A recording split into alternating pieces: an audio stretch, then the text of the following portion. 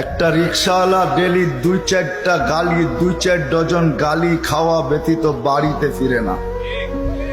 কিন্তু তাকে যদি জিজ্ঞাসা করা হয় যে এত গালি খাওয়ার পরেও ডেলি রিক্সা নিয়ে কেন বাহির হও, তো চোখের পানি ছেড়া দিয়া বলবে বিবি বাল বাচ্চা আছে বিদায়।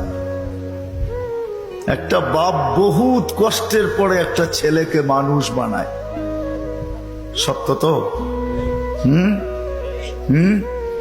কেমন মানুষ যে মা 10 মাস পেটে রেখা কষ্টের স্তূপ জমাইতে জমাইতে হিমালয়ের চেয়ে বড় করে দিল। একটা বাপ সন্তানের পিছে খাটতে খাটতে খাটতে খাটতে নিজেকে বৃদ্ধ করে দিল, যৌবনটা হারায়া দিল।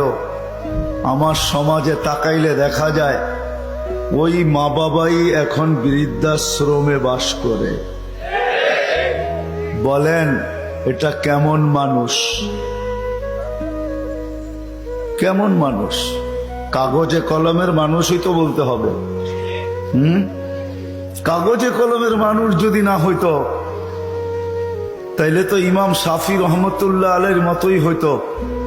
সারা দিন পরিশ্রম, বাবা ছিলেন না, বিধবা মা ছিলেন, সারা রাত্র মার পায়ে তেল মালিশ করতেন আর পাও টিপা টিপা ঘুম পড়াইতেন।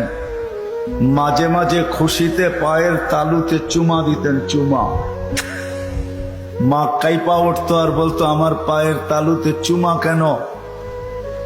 তো বলছে তোমার পায়ের তালুতে চুমা দেই না, আমি তো আমার জান্নাতে চুমা দিয়া স্বাদ নিতেছি, স্বাদ। তাইলে সন্তান এমন মানুষ হতো।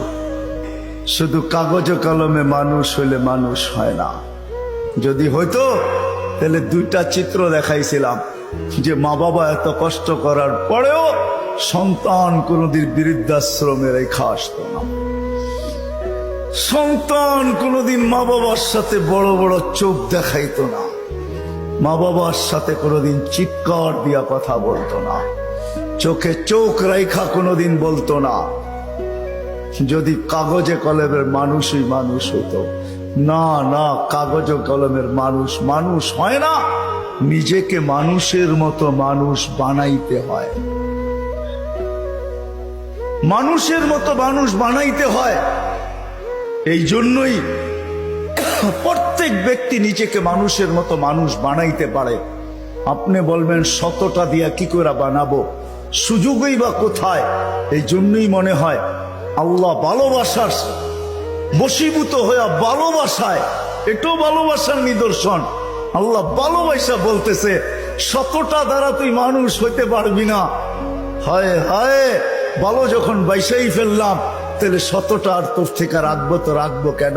তো আল্লাহ একটার ভিতরে 100টা ঢুকায়া দিয়া বলতেছে ইন সালুহাত সালুহা সাইরুল আমাল, আমাকে শুধু নামাজ ওকে কইরা দে, তোর জীবন ওকে আমি লেখা দিব।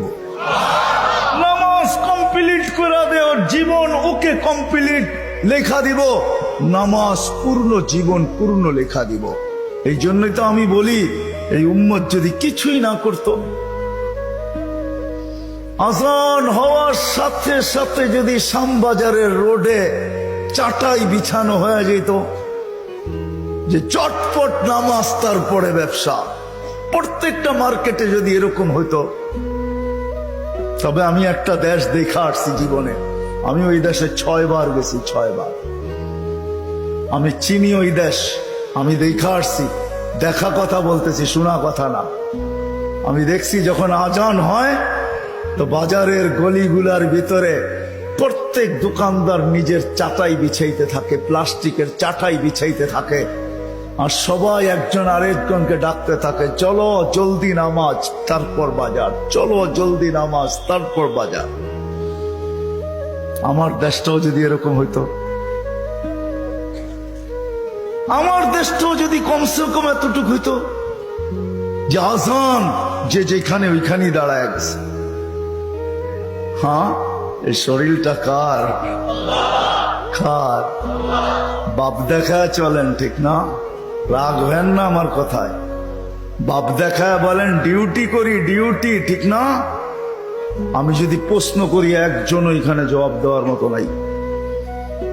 প্রতি মাসে যাই কামাই, কার দেহটা দিয়া কামান? হায়াতটা কে দিছে? দেহটা কে দিছে? সুস্থতা কে দিছে? পূর্ণতা কে দিছে? কামানের মতো যোগ্যতা আপনার ভিতরে কে দিছে? একজন এই পুরা এলাকায় নাই। ঢাকা শহরে পাওয়া যাবে কিনা যে মাসের শেষে যা কামায়, 5,000 কামাক আর 500 কামাক, 100 টাকা হাতে নিয়ে উঁচা করে বলে, মালিক তোর দেওয়া দেহটা দিয়া কামাইলাম, এই 100 টাকা তোকে দিলাম, নিয়ে নে। একজন ওইখানে নেই।